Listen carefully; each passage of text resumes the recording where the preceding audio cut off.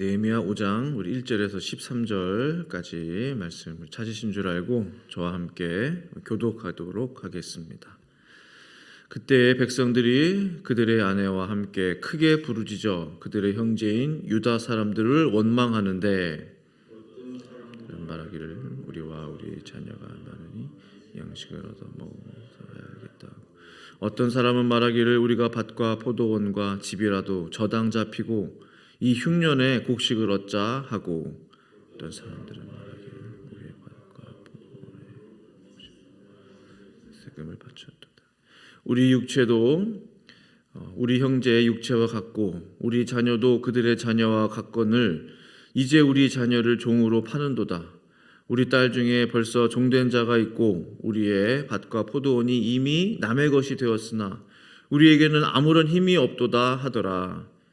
백성의 부르짖음과 이런 말을 듣고 크게 노하였으니 깊이 생각하고 귀족들과 민장들을 꾸짖어 그들에게 이르기를 너희가 각기 형제에게 높은 이자를 취하는도다 하고 대회를 열고 그들을 쳐서 그들에게 이르기를 우리는 이방인의 손에 팔린 우리 형제 유다 사람들 우리 힘을 다하여 도로 찾았거늘 너희는 너희 형제를 팔고자 하느냐 더구나 우리의 손에 팔리게 하겠느냐 하며 그들이 잠잠하여 말이 없기로 내가 또 이르기를 너희의 소행이 좋지 못하도다. 우리의 대적 이방 사람의 비방을 생각하고 우리 하나님을 경외하는 가운데 행할 것이 아니냐.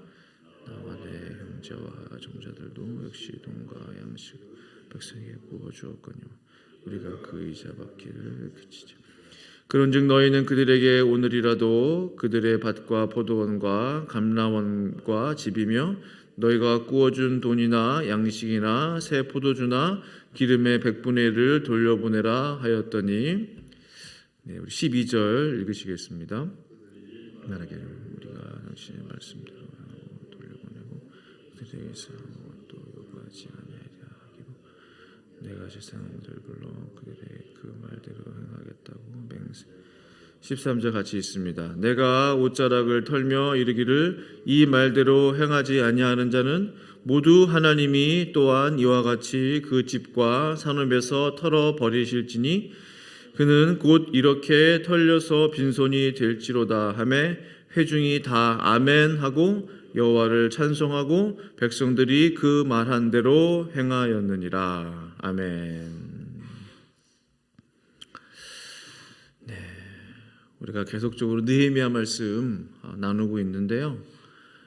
주일 설교 말씀에 이제 본문에 해당되지 않는 그런 장들이 몇 장 있는데 오늘 그 부분을 함께 나누고자 합니다. 바로 느헤미야 5장 말씀이 되겠습니다. 제가 뉴욕에 이제 처음에 또 공부하고 또 생활할 때 첫 차를 이렇게 구입을 하게 됐어요. 그래서 이제 어느 이미 와 계시는 이제 전사님하고 같이 차를 보러 이제 다녔는데 지금 생각하면은 절대로 사지 않죠. 중고차 뭐 어떤 차인 줄 알겠습니까? 절대로 사지 않을 텐데 그 당시에는 이제 좀 돈이 궁하니까 길가에 이제 중고차 이제 가게들이 쫙 있는 이제 도로를 달리다가 전사님이 저 차가 좋아 보인다는 거예요. 그래서 녹색, 요즘 녹색차 별로 없는데 진 녹색의 이제 닛산에 이제 뭐 지금도 나오죠 센트라였는데 들어가서 보자는 거예요. 그래서 가격이 지금도 가격이 생각이 나네요. 2,500불이었는데 들어가서 이제 차를 이제 봤는데 뭐 겉은 이제 멀쩡해 보여요. 이제 뭐 당장 차가 필요하니까 이제 구입을 하고 이제 탔습니다. 근데 한 3일인가 지나니까 엔진책 사인이 들어오는 거예요. 그래서 이상하다 그래가지고 딜러에 가지고 갔죠. 그랬더니 이거 뭐 그 연료 넣는 그쪽에 탱크에 공기가 들어가서 그런다는 거예요. 그래서 또 우리 순진하게 그래요. 그리고 이제 뭐 이렇게 하더니 또 그걸 없애줘요. 그래가지고 또 타고 왔죠. 또 생기는 거예요. 근데 그러기를 몇 번 했는데 나중에는 이제 그 사람이 이제 귀찮다는 듯이 이제 뭐 내일이 아니다 이제 그렇게 하는 거예요. 나중에 알고 보니까 그 엔진책 불 들어오는 거는 큰 일이잖아. 돈 많이 들어오는 거잖아요. 나중에 보니까. 근데 그걸 지울 수도 있잖아요. 그 기계 머신 꼽아다가 하면은. 그 당시는 뭐 제가 그런 거 압니까? 이거 완전히 속은 거죠. 돈 날린 건데 이제 그 차가 계속 문제를 이제 일으켰죠. 뭐 그 전에도 말씀드렸지만 다리에서도 한번 쓴 적이 있었고 나중에 그 차 팔 때 보니까 한국 정비소 하시는 분이 이 차를 어떻게 타고 다녔냐고. 참 그때 보기 좋게 참 속았던 그런 기억이 나는데요. 이민 생활 하다 보면은 그런 속고 속이는 그런 일들이 참 많은 것 같아요. 참 저도 이런저런 이야기들 듣는데 뭐 같은 민족끼리는 그러면 안 되는데 특히 더한 것 같아요. 한국 사람들끼리 더한 것 같아요. 뭐 갯돈 했는데 그거 띄어먹고 도망간 사람 이야기도 몇 번 제가 듣고 또 여기서 사기 쳤는데 또 저 동네 가서 또 같은 사기 쳐서 또 그게 드러나고 또 뭐 LA에서 사기 쳤는데 한국으로 도망가고 참 우리 민족끼리는 우리 동포끼리는 그러지 말아야 되는데 오히려 그런 일들이 더 많은 것들을 보게 됩니다. 느헤미야가 예루살렘에 왔을 때 이러한 일들이 있었어요. 이 같은 민족 같은 중요한 문제가 있었는데 그것은 같은 동포끼리 같은 민족 같은 형제 자매끼리 참 잘못된 방법으로 그런 이득을 취하는 거예요. 착취하는 문제가 있었던 거예요. 그 안에 극심한 빈부격차의 문제가 있었던 거예요. 그 민족 안에 일어났던 그 식량 문제, 그 먹고 사는 문제 때문에 참 가난한 사람들의 그 아우성이 말이 아니었던 거예요. 그래서 오늘 본문 1절 보면 그때의 백성들이 그들의 아내와 함께 크게 부르짖어. 그들이 왜 부르짖었느냐? 그들의 형제인 유다 사람들을 원망하는데 어떤 사람은 말하기를 우리와 우리 자녀가 많으니 양식을 얻어먹고 살아야 하겠다. 먹고 사는 문제로 고통받는 사람들이 많이 있었다는 거죠, 당시에. 느헤미야는 지금 성벽 건축하러 왔는데 물론 백성들을 살피고 돌보기 위해서도 왔지만 이 먹는 문제가 해결이 안 되면 성벽 건축이고 뭐고 다 안 되잖아요. 뭐 먹어야 힘이 나고 힘이 나야 뭐 벽돌이라도 하나 쌓죠. 또 3절에 어떤 사람들은 말하기를 우리가 밭과 포도원과 집이라도 저당 잡히고 이 흉년에 곡식을 얻자. 이 사람은 좀 형편이 나은 사람이에요. 밭이 있었어요. 포도원 집이 있었는데 곡식이 없는 거예요. 저당을 잡혀야 돼요. 그러니까 뭐예요? 누군가 지금 곡식을 독점하고 있는 거죠. 돈 많은 사람들이 그걸 다 돈을 주고 사들였든지 그래서 이제 비싼 돈을 받고 파는 거죠. 식량 분배가 제대로 이루어지지 않았던 거예요. 또 4절에 어떤 사람은 말하기를 우리는 밭과 포도원으로 돈을 빚내어 왕에게 세금을 바쳤도다. 그러니까 재산 있는 거 다 팔아서 그거 가지고 왕에게 세금 바치는 데 쓰는 거예요. 또 5절에 보니까 우리 육체도 우리 형제의 육체와 같고 우리 자녀도 그들의 자녀와 같거늘 이제 우리 자녀를 종으로 파는도다. 왜 종으로 팔아요? 먹고 살 것이 없는 거죠. 우리 딸 중에 벌써 종된 자가 있고 우리의 밭과 포도원이 이미 남의 것이 되었으나 우리에게는 아무런 힘이 없도다. 힘없이 당하고만 있는 거예요. 힘없는 사람들은 자녀도 그냥 팔 수밖에 없는 종으로 보낼 수밖에 없는 그런 형편이 되었습니다. 우리는 모두 한 형제가 아니냐. 우리 자식이나 너희 자식이나 다 같은 우리 자식이 아니냐. 근데 현실은 우리 자식을 종으로 팔아야 살 수 있는 참으로 그들의 삶이 빈궁하고 열악한 그런 상황이었습니다. 그 많은 사람들이 이제 백성들이 느헤미야에게 와가지고 말하는 거예요. 이때 느헤미야의 마음이 어땠을까? 한번 생각해 봅니다. 6절에 내가 백성의 부르짖음과 이런 말을 듣고 크게 노하였으나라고 했어요. 느헤미야가 보통 이렇게 노했다라는 그런 표현을 쓴 적이 별로 없어요. 성경 보시면 산발락과 도비아가 방해할 때도 이 정도는 아니었던 것 같아요. 세번역으로 보니까 나는 그들이 불평하는 말을 듣고 대단히 화가 났다 했어요. 이 같은 민족끼리 이래서 되겠느냐. 정말로 화가 났고 느헤미야는 이것을 참을 수 없었던 것 같아요. 그런데 느헤미야는 참 신중한 사람이라고 생각합니다. 7절에 깊이 생각하고 귀족들과 민장들을 꾸짖어라고 했습니다. 그러니까 생각을 깊이 고민한 거예요. 내가 이 문제를 어떻게 해결할 것이냐. 생각이 깊은 사람이었습니다. 그러나 감정을 다 빼고 화는 나지만 감정을 다 빼고 잘못된 것에 대해서 꾸짖었다는 거죠. 귀족들과 민정들을 꾸짖어 그들에게 이르기를 너희가 각기 형제에게 높은 의자를 취하는도다 하고 대회를 열고 그들을 쳐서 그들에게 이르기를 우리는 이방인의 손에 팔린 우리 형제 유다 사람들을 우리의 힘을 다하여 도로 찾았거늘 너희는 너희 형제를 팔고자 하느냐 더구나 우리의 손에 팔리게 하겠느냐 하매 그들이 잠잠하여 말이 없기로 했습니다. 마음을 가다듬고 귀족들과 민장들 누구예요? 지도자들과 관리들입니다. 기득권층들이죠. 힘이 있는 자들이죠.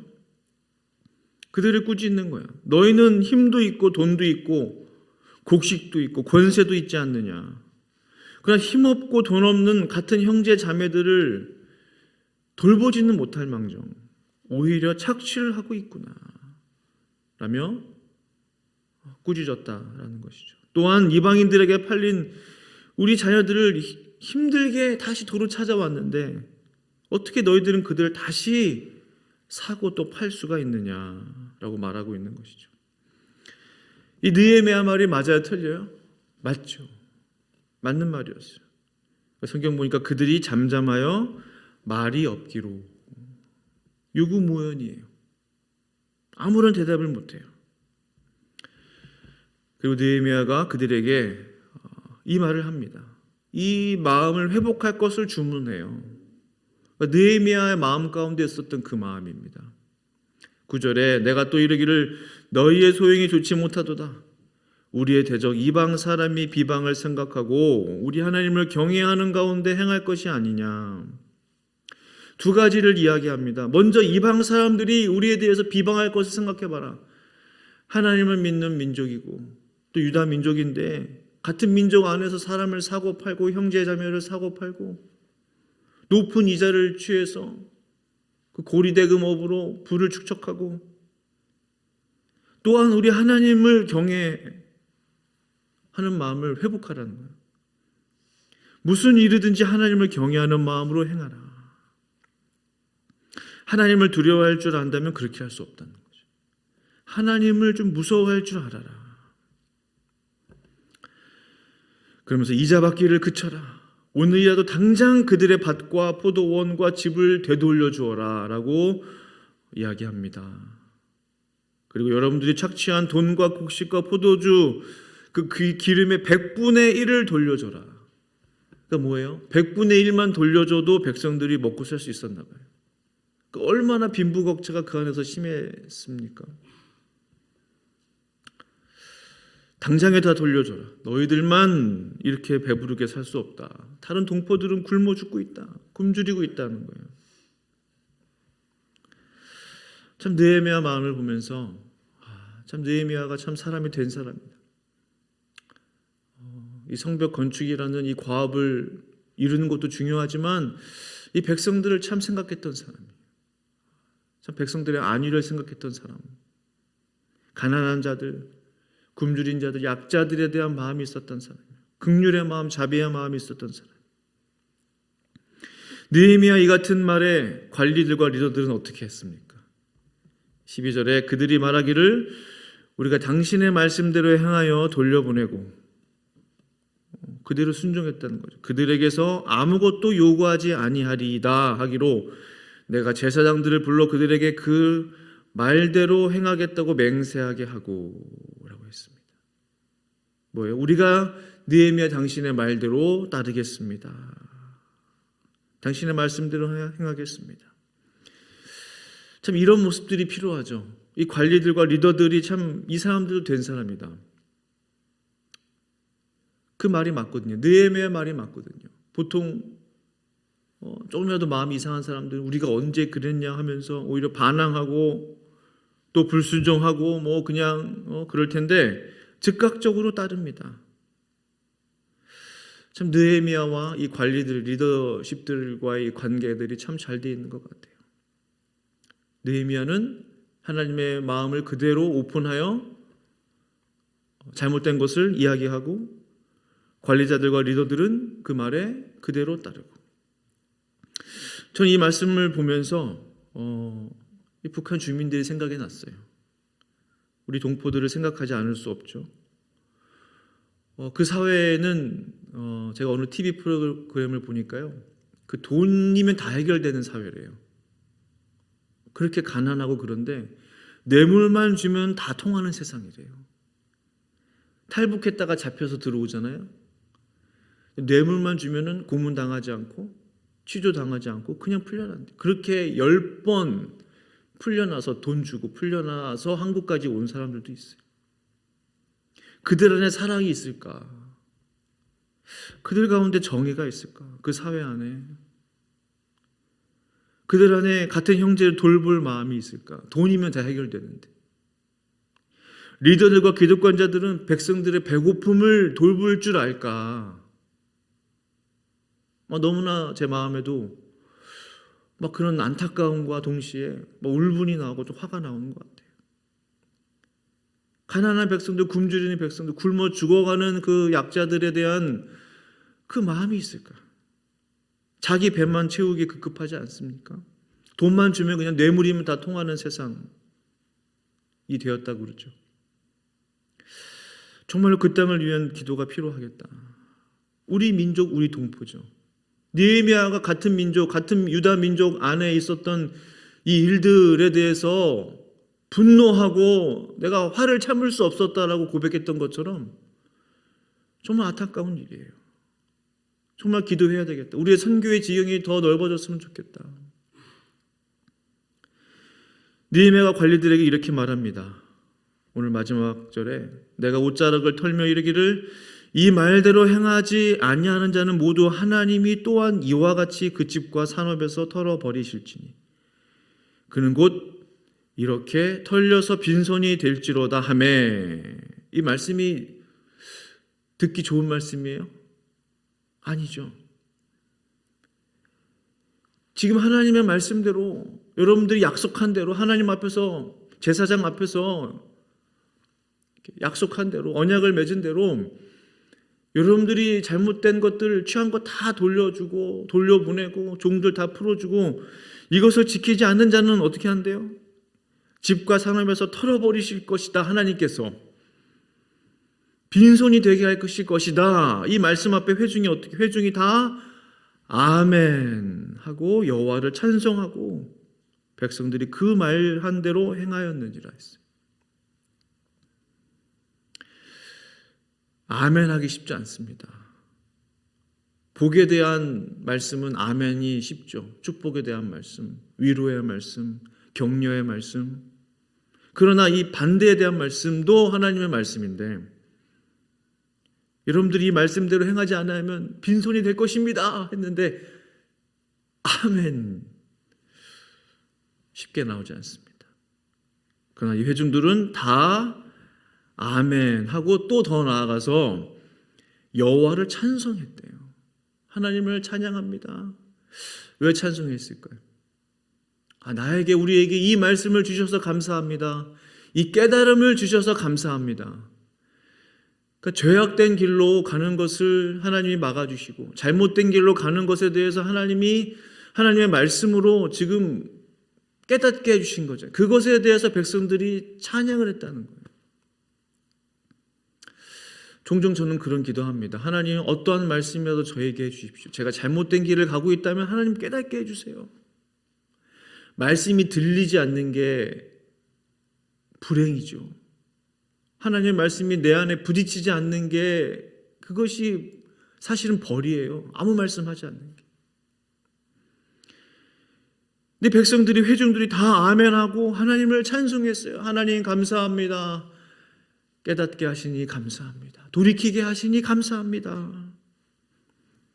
그리고 아멘하고 찬송만 하고 끝났나요? 아니. 백성들이 그 말한 대로 행하였느니라 했습니다. 적극적인 순종이죠. 그들이 그대로 행했다는 거예요. 느헤미야의 과감한 개혁, 잘못된 것에 대해서 분명하게 말했던 그 담대함, 그리고 백성들의 그 순종이 만들어낸 결과죠. 하나님께서 이 민족을 어찌 축복하지 않을 수 있겠어요. 우리 계속적으로 말씀 나누겠지만 놀라운 하나님의 은혜와 부흥의 역사가 이 성벽 건축의 역사와 함께 이루어지는 것을 보게 돼요. 성도 여러분, 오늘 하나님께서 우리에게 나에게 말씀하시는 그 말씀은 무엇입니까? 내 삶을 바로 잡기 위해서, 나를 다시 한번 좀 내 삶을 온전케 하시기 위해서 나에게 주시는 그 말씀은 무엇입니까? 만약 느헤미야처럼 나에게 오늘 오셔서 말씀하신다면 내 삶에서 끊어내야 하는 잘못된 모습들은 무엇이겠습니까? 또한 아멘해야 할 것은 무엇입니까?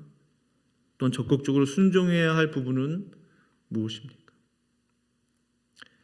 느헤미야 관리들과 리더들처럼 나에게 주시는 말씀이라면, 그 말씀이 나에게 주시는 말씀이라면 그 어떠한 말씀이라도 아멘, 그리고 찬송하고 순종함으로 하나님의 기쁨이 될 수 있기를 원합니다. 오늘 이 새벽에 기도할 때에 하나님, 저에게 무슨 말씀을 하기를 원하십니까? 아멘으로 화답하기를 원하고, 또한 하나님 앞에 찬양을 올려드려야 하는 부분은 무엇입니까? 깨닫게 하여 주시고, 또 순종할 수 있는 우리 모두가 되게 해달라는 기도 올려드리시는 이 새벽 될 수 있기를 간절히 축원합니다. 기도하시겠습니다.